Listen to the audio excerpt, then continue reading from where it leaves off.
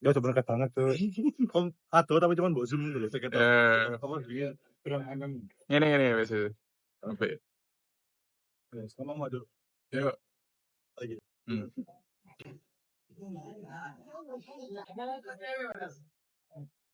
Yuk. Perkenalkan nama saya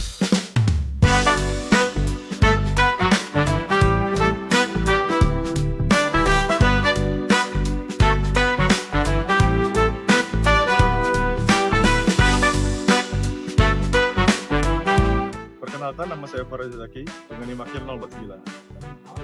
Perkenalkan, nama saya Andika Aurelia Pradana dengan NIM 064. Perkenalkan, nama saya Nikolas Aditya Putra Barata dengan NIM akhir 054. Halo, perkenalkan nama saya Bagas Trilarsono dengan NIM akhir 047. Tekstologi adalah ilmu cabang filologi yang mempelajari teks yang paling mendekati dengan teks aslinya atau dari berbagai macam teks yang ada. Tujuannya adalah untuk merekonstruksi teks otentik sesuai dengan maksud dan tujuan dari penulis aslinya. Kali ini kami akan menjelaskan sebuah skripsi berjudul Nurul Kamar. Sintingan teks disertai dengan tinjauan pragmatik. Skripsi ini ditulis oleh salah satu mahasiswi Universitas Airlangga bernama Nining Nur yang mengkaji naskah Nurul Kamar menggunakan sistematis pragmatik. Nah, tujuan dari penulis untuk menyunting teks ini adalah untuk mengetahui unsur pragmatisnya. Nah, aspek-aspek yang dibahas oleh penulis ini adalah salah satunya bubu. Yang kedua adalah penyusunan bait yang ada di teks tersebut. Yang ketiga adalah mana yang disampaikan oleh teks tersebut. skripsi yang tadi menggunakan pendekatan pragmatik, namun kelompok kami hari ini akan melakukan pendekatan sastra. Dalam pendekatan yang kita lakukan merupakan pendekatan sastra dalam skripsi. Dalam pendekatan sastra, terdapat beberapa unsur, yakni unsur estetika. Unsur estetika sendiri terdapat unsur repetisi, yakni pengulangan kata dalam bait pertama yang memberikan efek musikal dan menegaskan pesan. Lalu unsur estetika yang kedua merupakan penggunaan metafora. Dalam contohnya adalah pusaka sebagai simbol nasihat moral. Nah, pendekatan sastra ini tentu berbeda dengan pendekatan pragmatik yang ada di skripsi tadi. Karena pendekatan sastra, kita dapat mengetahui beberapa aspek, seperti misalnya struktur sastra tradisional, unsur estetika seperti rima, repetisi, gaya bahasa, dan simbolisme. Serta kita juga dapat mengetahui pesan moral, dan kita dapat melihat teks secara sastra pada zamannya.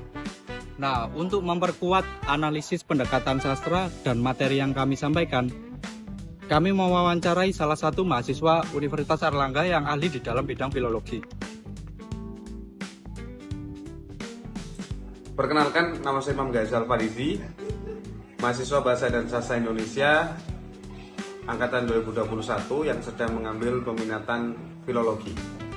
Yang menarik dari skripsi ini adalah naskah Nurul Kamar yang merupakan karya sastra klasik yang berbahasa Jawa dan menggunakan aksara Jawi atau aksara Pegon, yang mana diteliti melalui pendekatan struktural pragmatik.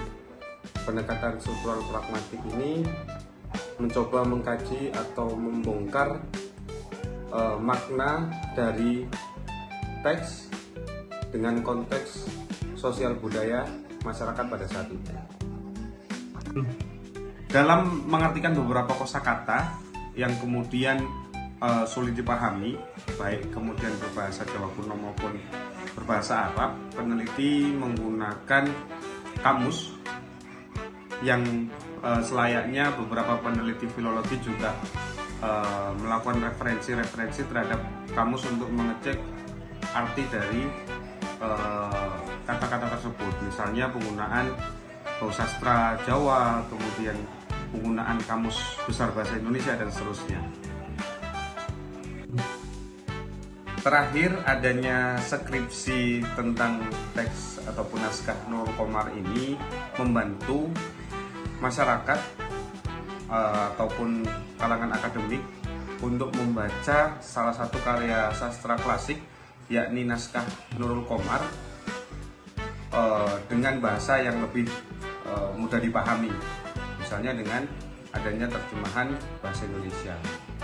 Oleh karena itu, dengan adanya penelitian skripsi ini, tidak hanya kita dapat membaca naskah lama, tapi kita juga bisa mengetahui makna ataupun simbol yang erat kaitannya dengan konteks ataupun konteks sosial budaya yang ada di masyarakat Jawa saat itu.